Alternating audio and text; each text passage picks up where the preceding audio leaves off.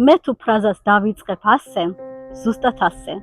ის ვიმღერო და მე ვხატავდი, ალბათ ძალიან ბევრ ადამიანს გაახსენდება ერთი მუშაობის დღეს სახელოსნოში, როცა მე დავხატე ძალიან საინტერესო მუსიკოსი სახელოსნოში ნატურიდან ექსპრომტად. ხო და დღეს ეს არაჩვეულებრივი ადამიანი მყავდა სახელოსნოში პოდკასტში და ჩვენ ისევ გავაცოცხლეთ ის დღე.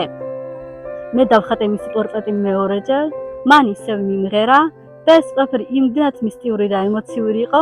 მე ვფიქრობ, რომ თქვენ აუცილებლად უნდა ნახოთ ჩემი პოდკასტი, გამოგვიწეროთ და მოусმინოთ, როგორ მღეროდა ერთი მუსიკოსი და როგორ ხატავდა ერთი მხატვარი ერთ პორტრეტს.